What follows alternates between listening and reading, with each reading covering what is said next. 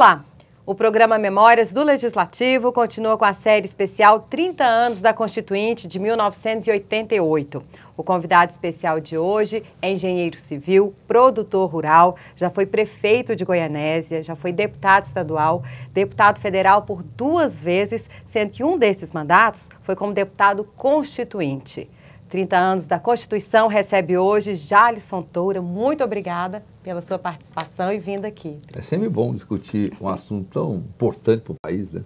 E um momento histórico, né? Acredito que é muita honra ter participado desse momento. E quem vai me ajudar aqui também nesta entrevista é o professor Robert Bonifácio, doutor em Ciência Política pela UFG. Muito obrigada, Robert. Eu agradeço. Obrigado por ter me convidado para tratar de um assunto tão importante. Importantíssimo, que marca aí esse momento, né? A saída da ditadura para a democracia. E a minha pergunta vai direto para o Jales. Como foi ter participado desse momento tão importante, né? Saindo da ditadura militar, a Constituição marcando ali a democracia. O Brasil, nesse período, depois da Guerra do Paraguai, em 1870, até a Constituinte, né, em 88, foi muito marcado pelo militarismo, né, pelo aumento da influência militar, que chegou ao máximo no regime militar de 64 a 84. E aí a Constituinte veio, ela começa e aprofunda e viabiliza a democracia brasileira. Essa Constituição, então, 30 anos já é uma boa marca, né? Só 2 Constituições tiveram um período maior, que é a Constituição do Império e da Primeira República, que tiveram um período maior do que 30 anos. As outras foram bem menores. E acho que essa vai ser a última, porque ela vai durar mais de 200 anos. Bom, e vamos falar um pouquinho da vida, né, do Jales. O Jales, ele é mineiro, formado em Minas, né, em engenharia civil.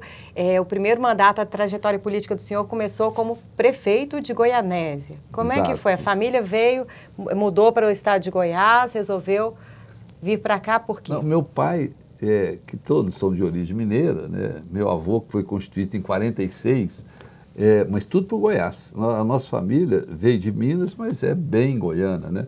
Mas, como Goianésia na época não era nem sequer uma cidade, nós todos nascemos em Uberaba, terra da minha mãe, que é mineira, lá de Uberaba Conquista. E aí a gente teve muitas relações com Minas, porque depois eu fui estudar em Ouro Preto, estudei 5 anos lá, depois Belo Horizonte, né, numa escola até, um projeto do Oscar Niemeyer, Escola Estadual Santo Antônio, a Dilma, o presidente Dilma também estudou. E depois a engenharia na UFMG, a engenharia civil, e de lá, em 73, depois da formatura, eu voltei para Goiás para trabalhar junto com a minha família, que meu pai já estava lá em Goianésia, e eu fiz a minha vida lá e acabei, né, com 26 anos ainda, entrei na prefeitura e tive esse primeiro mandato, né, em 1976. Faz tempo, né? Faz um tempinho. Bom, e só lembrando, Jales Fontoura é filho de Otávio Lage, que foi governador de Goiás, e o avô dele foi deputado federal também, deputado constituinte, né, Constituinte em 46, ele teve vários mandatos de deputado federal, e ele foi um dos grandes autores da vinda da capital do Rio para Brasília, onde é Brasília hoje, aqui em Goiás, né? Ele foi um dos grandes. Juscelino, na época, até queria que ele fosse o que foi Israel Pinheiro, depois, o consultor da parte física. Meu avô era engenheiro também. Era aí, Jales Machado. Jales Machado. Muita gente até hoje me chama de Jales Machado. Eu sou Jales Fontoura. Na minha família é matriarcado, sempre o nome da mulher é que prevalece. Então, a gente tem essa ligação, né? Meu avô foi então constituído em 46, e meu pai foi governador de Goiás em consequência da inspiração do pai dele, o Jales Machado, que nunca foi governador. E aí temos essa história aqui em Goiás, mas de origem mineira, aliás, como milhões de goianos hoje, né? São a origem mineira muito forte. Tá, e a influência, então, da família, né, Robert, na trajetória política também de Jales. É uma pergunta aí, Robert. Seu Jales, tendo em vista a sua formação como engenheiro civil e também a sua trajetória política, né, já tinha sido prefeito antes de ser deputado constituinte, o que predominou nos seus trabalhos na Constituinte? Foi essa veia mais da engenharia ou foi alguma bandeira política que você deu valor ao longo do seu mandato de prefeito? Que assuntos, que temas que foram caros a você durante a Constituinte? Olha, me atraiu muito a área da economia. Na Constituinte, ela foi ao contrário, né? Se Sarney, que foi o presidente, gerou, como grande líder da Constituinte, foi Ulisses Guimarães. Se fosse Tancredo Neves, possivelmente ia ser completamente diferente. Ele ia propor um texto muito mais enxuto e ia propor para discussão pela Constituinte desse texto, mudança, etc. Mas com Ulisses foi diferente. Ulisses era um homem do legislativo, né? Ele fez muitos grupos de trabalho, e a Constituição foi feita da base para cima. E ela foi diminuindo, à medida que ia caminhando a Constituinte, ia diminuindo o número de comissões até chegar na elaboração final. Isso foi quanto tempo durou para ficar? 2 anos, foi em 87 e 88, né, que ela foi. E essa forma, ela naturalmente gerou muita legitimidade e também acabou gerando uma Constituição muito analítica, muito extensa, né? Aliás, muito mais que precisaria de ser. Então, mas é uma forma democrática que ajudou a construir esse grande pacto. Na época a gente colocava o Pacto de Moncloa, que democratizou a Espanha. A gente teve o nosso Pacto de Moncloa. Foi um grande pacto onde garimpeiros, ruralistas, indígenas, economia, o empresário nacional, os bancos. Houve todo um jogo de influências nas comissões. E o que me atraiu, Robert, foi a parte da economia.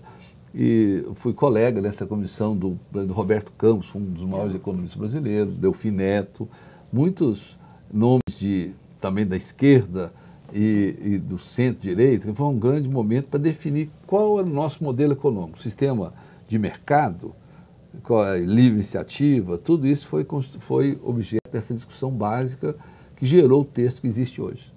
Tá certo. Bom, tem muita coisa ainda para falar aqui. A gente vai para um breve intervalo e já voltamos com essa participação de Jales Fontoura como deputado constituinte em 88. Daqui a pouquinho.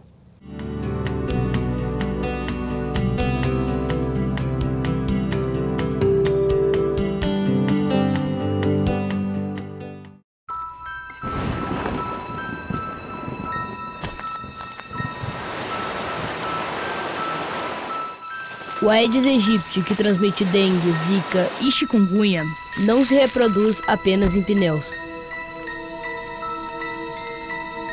Ele também pode aparecer em lugares onde você menos imagina. É preciso ter cuidado. Afinal, o risco pode ser sério quando se leva o Aedes na brincadeira.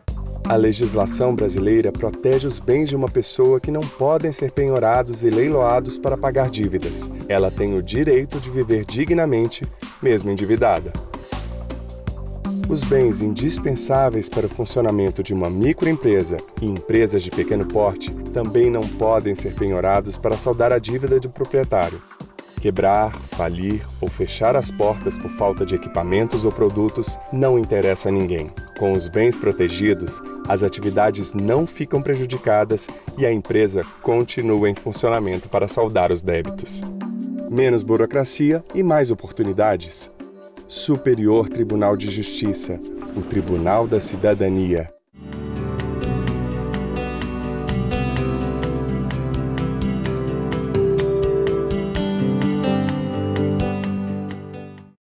O programa Memórias do Legislativo volta com a série especial 30 anos da Constituinte de 88. Estamos recebendo aqui hoje o atual presidente da Saneago e ex-deputado constituinte Jales Fontoura e o professor Robert Bonifácio, doutor em Ciência Política pela Universidade Federal de Goiás, que é parceira nossa aqui nesse belo projeto.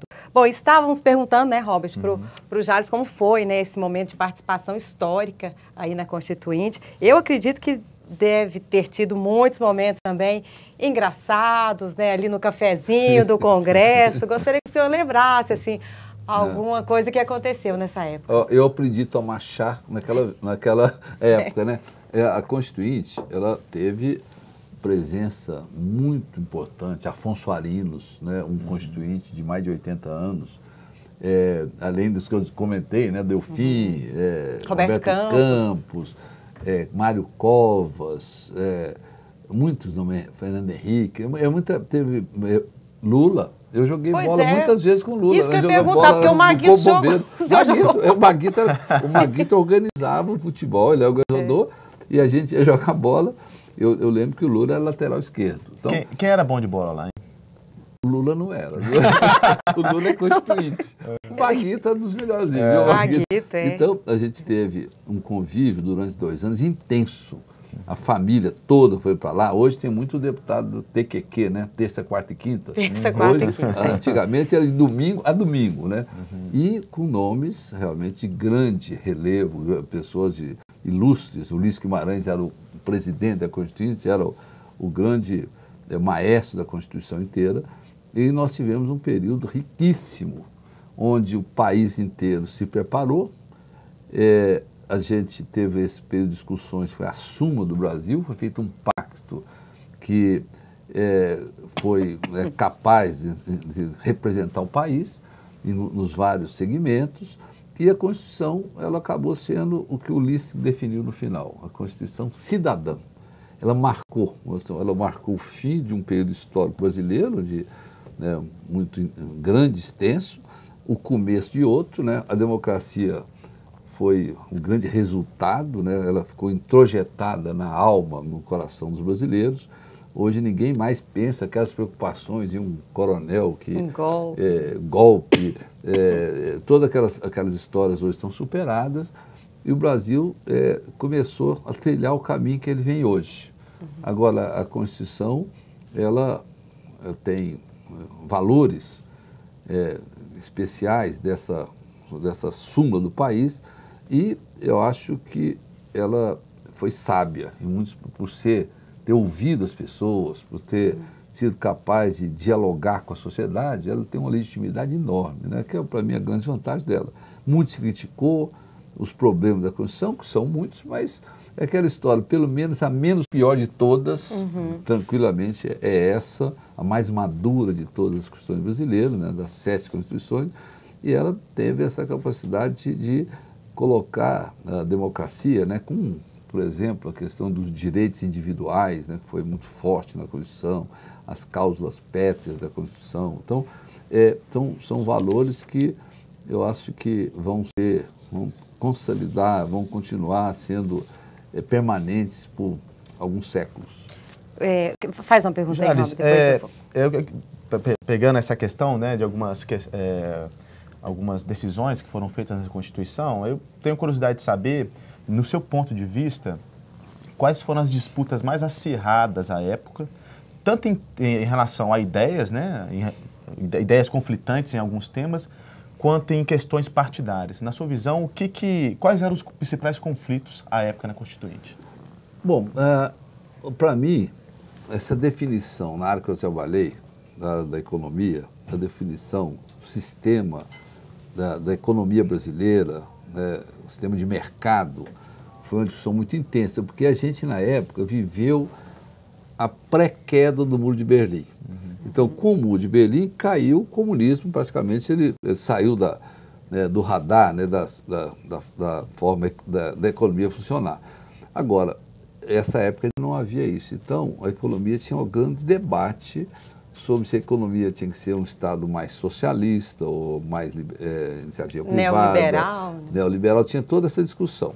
Então, com ela, essa discussão teve um conflito muito grande. Eu me lembro uma vez que eu estava dirigindo uma sessão, um deputado lá me tomou o microfone da minha mão, com um gesto até de violência física, né? Tomou para evitar aquela sessão.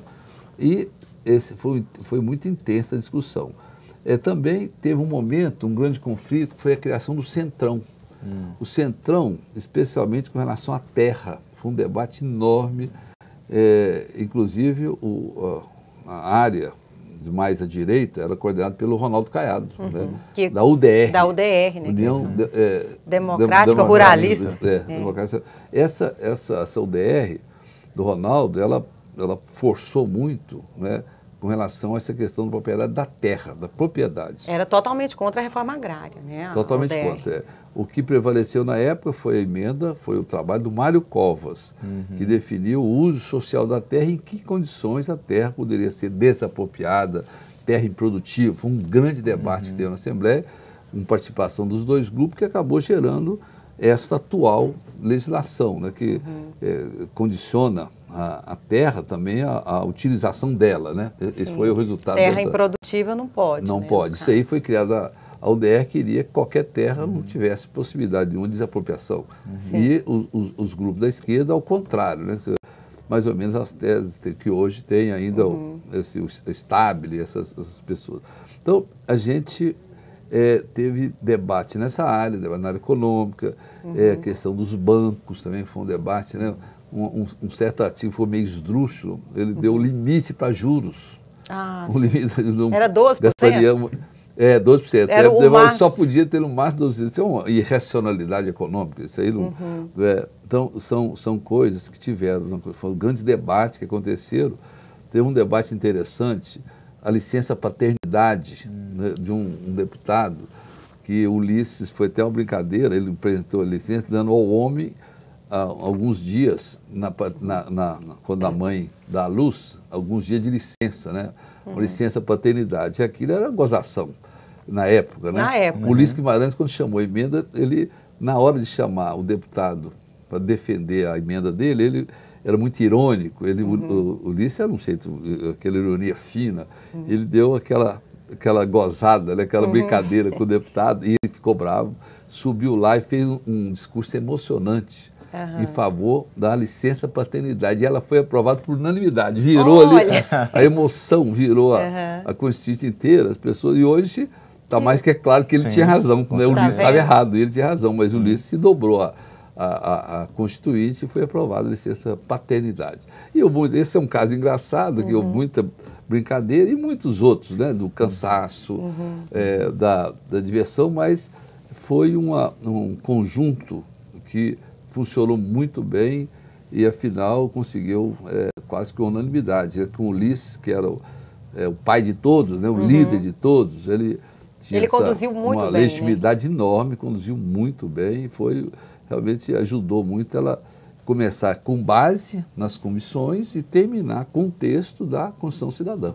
Bom, eu vou lembrar algumas votações aqui importantes que o senhor votou contra, tá? E aí depois a gente repercute. Bom, Jales Fontoura, na época, votou contra a pena de morte, a jornada semanal de 40 horas, a unicidade sindical, o presidencialismo, isso, mas antes o senhor era a favor, né? Depois mudou. Não, né, eu sempre fui, até hoje, eu sou parlamentarista. Então, e assim, a nacionalização do subsolo, estatização do sistema financeiro, o limite de 12% né, de juros, que o senhor já acabou de falar, a proibição do comércio de sangue, né, na época tinha muito ainda, limitação dos encargos da dívida externa, legalização do jogo do bicho também, Jales votou contra, e a desapropriação da propriedade produtiva, né? Isso. Então, a gente vai repercutir todas essas votações, o que o senhor votou contra e a favor, daqui a pouquinho, depois do intervalo.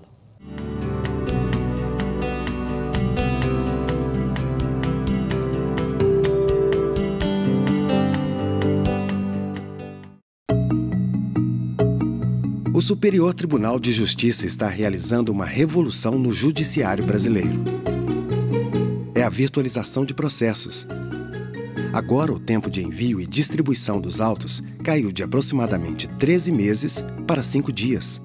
Além de eliminar o papel e reduzir custos com logísticas de envio, protocolos e viagens, a virtualização permite total integração entre o STJ, os demais tribunais, os advogados e as partes, com total segurança e transparência. As salas antes ocupadas por pilhas de papéis agora oferecem mais conforto e melhores condições de trabalho aos nossos colaboradores. Os processos são virtuais. O benefício é real. O primeiro Tribunal Nacional do mundo a promover a virtualização de processos. Informe-se, porque ter acesso fácil e rápido à justiça é um direito seu. O mundo mudou, as necessidades mudaram. Partido agora é o usuário. Atendimento é online. Reunião pode ser via chat. Autos estão no browser. Formulários são eletrônicos. Papéis serão eliminados. Benefícios para você e para a sociedade. Tudo mais rápido, mais seguro e mais prático. Como a justiça deve ser. PJE na Justiça Eleitoral.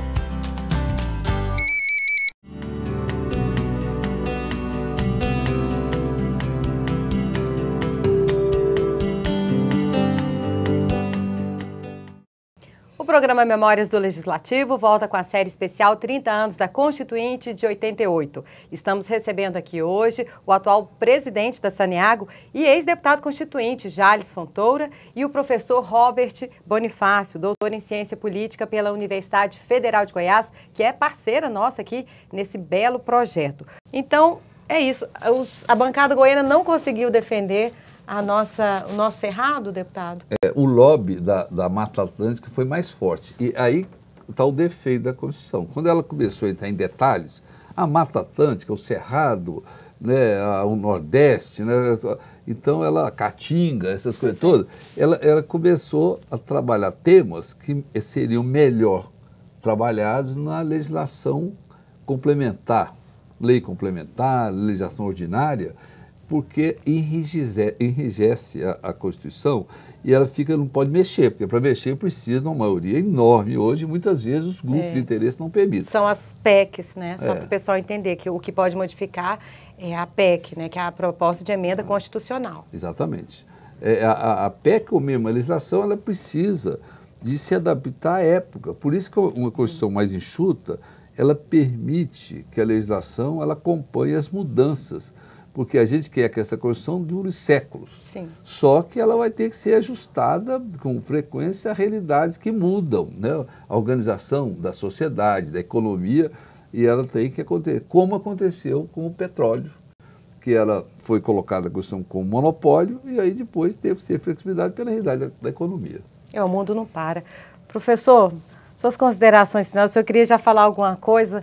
Já dá para falar e assim, fazer um resumo da participação? Só uma consideração a respeito dessa discussão ambiental, né, que talvez o esquecimento do Cerrado tenha sido pela predominância, né, do ruralismo aqui dos deputados do Centro-Oeste, não todos, obviamente, mas uma predominância, né? E a pergunta que eu quero fazer é o seguinte, a questão do sistema de governo, né? Última pergunta mesmo. Com o impeachment ou golpe da presidente Dilma, né, essa discussão, né, da legitimidade do governo Temer, o que o senhor pensa a respeito do presidencialismo? Você acha que deveria manter o presidencialismo, deveria mudar para o parlamentarismo, ou uma coisa híbrida? O que o senhor pensa a respeito disso, considerando a estabilidade do sistema político? Olha, eu na Constituinte, hoje eu continuo pensando que o sistema parlamentarista é o que melhor representa, pode fazer melhor o governo, o papel do chefe de Estado, do chefe de governo, as mudanças. A presidente Dilma, Robert, ela reflete isso. Ela perdeu o apoio do Congresso e foi impeachada, né? O impeachment foi exatamente em função dela ter perdido o apoio do Congresso. Então, os motivos pelos quais ela foi tirada do poder foram fabricados e são basicamente irrelevantes, né? Nenhum outro, o presidente Fernando Henrique, Sarney, governadores, todos fizeram esse mesmo problema, só que o Congresso, que não apoiava a Dilma mais, e é muito forte a legitimidade do Congresso, nenhum presidente consegue enfrentar o Congresso, como aconteceu com Jânio Quadros, com Collor, então, e vai acontecer no futuro. Quando acontecer isso, esse choque entre o Congresso e o presidente, sempre o presidente vai cair. E a presidente Dilma caiu em função dessa indisposição do Congresso, disposição política.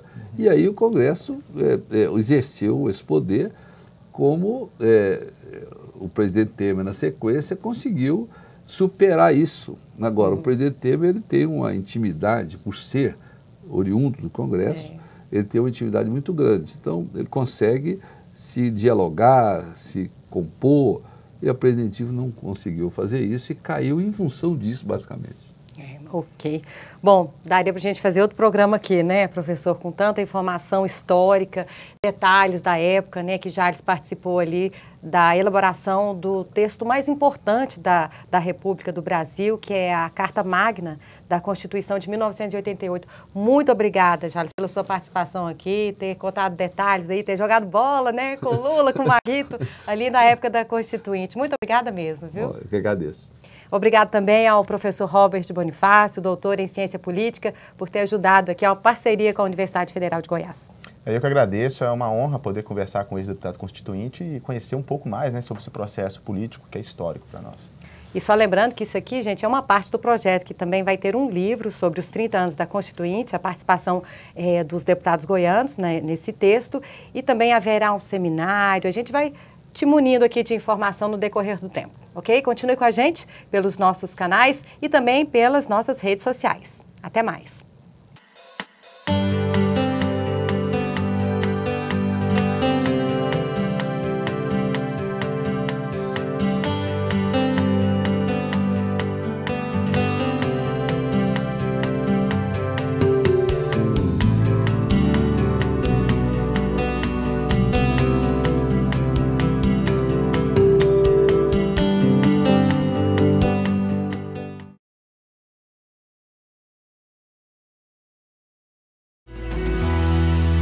TV Assembleia. Informação com credibilidade.